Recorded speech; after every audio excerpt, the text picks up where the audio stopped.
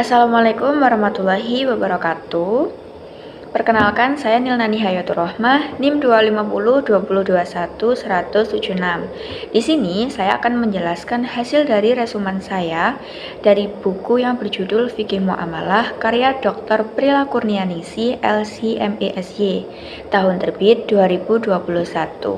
Jadi buku ini terdiri dari 12 bab.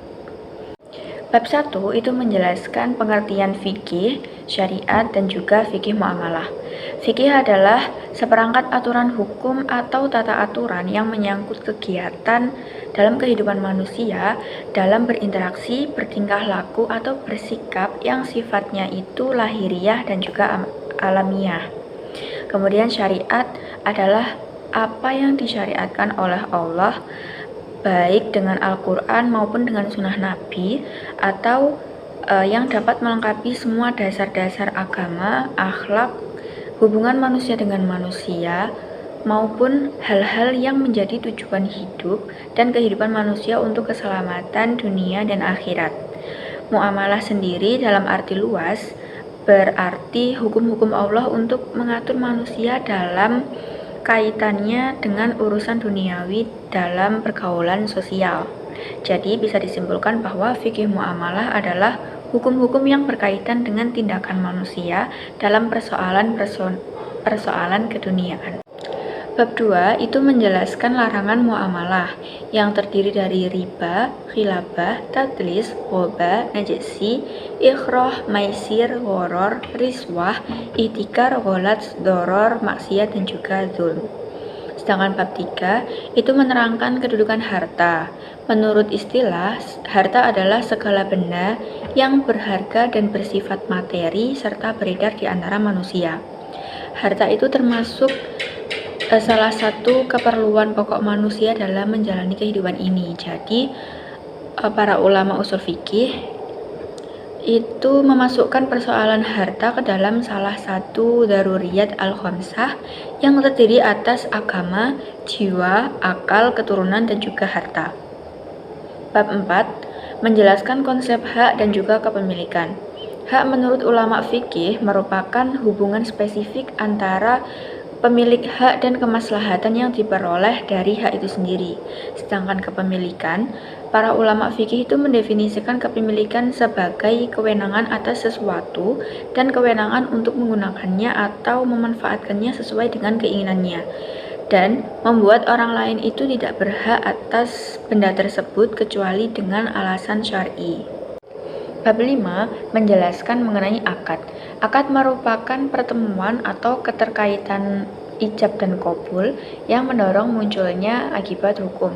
Karena ijab merupakan penawaran yang diajukan oleh satu pihak dan qabul adalah jawaban persetujuan sebagai tanggapan terhadap pernyataan pihak pertama. Bab 6 menjelaskan akad ijarah jual beli. Dalam Islam, jual beli adalah transaksi saling menukarkan harta antara dua pihak yang disertai pemindahan kepemilikan dan dilakukan atas dasar suka sama suka. Dasar hukumnya terdapat pada Quran Surat Al-Baqarah ayat 275. Rukunnya yang pertama yaitu orang yang berakad, penjual dan pembeli, yang kedua ada sighot, yang ketiga barang yang dibeli, dan yang terakhir nilai tukar pengganti barang atau uang. Bab 7 menjelaskan mengenai akad ijarah, dan syirkah. Ijarah menurut Imam Syafi'i adalah suatu jenis akad atau transaksi terhadap suatu manfaat yang dituju tertentu dan bersifat mubah dan boleh dimanfaatkan dengan cara memberi imbalan tertentu.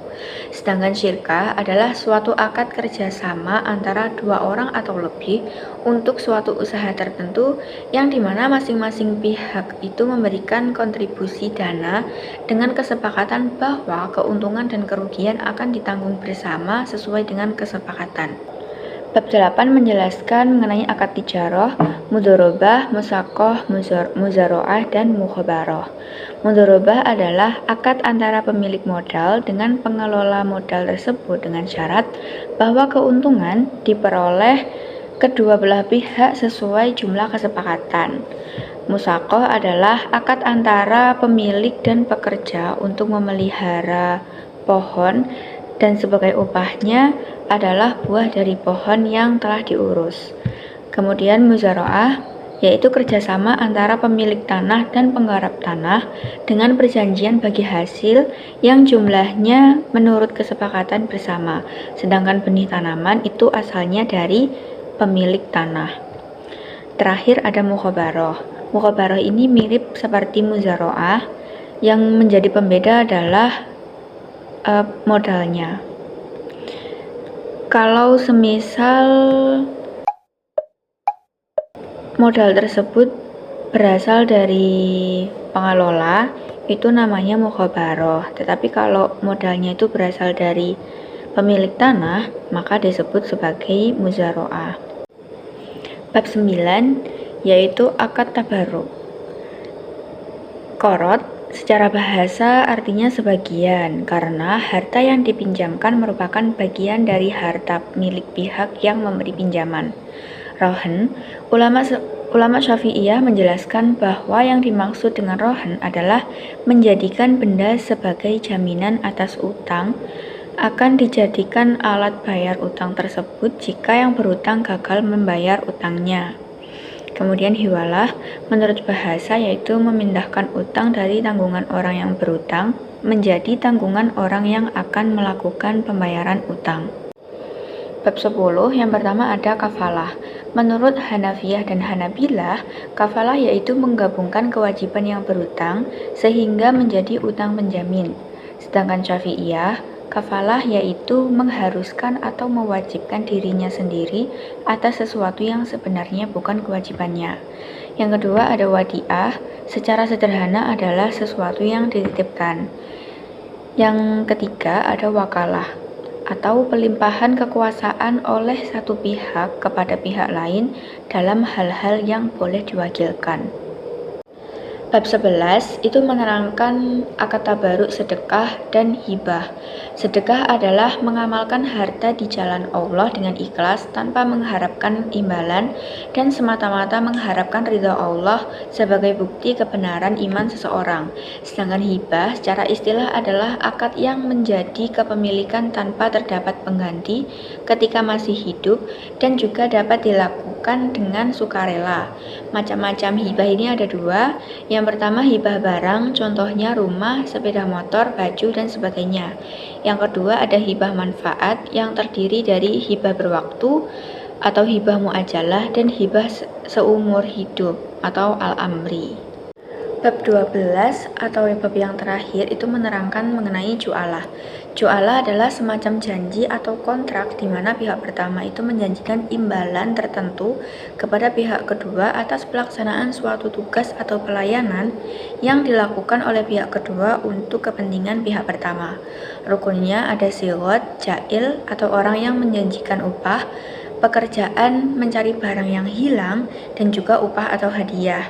Syaratnya, yang pertama, orang yang menjanjikan upah atau hadiah harus orang yang cakap untuk melakukan tindakan hukum, yaitu baligh, berakal, dan juga cerdas.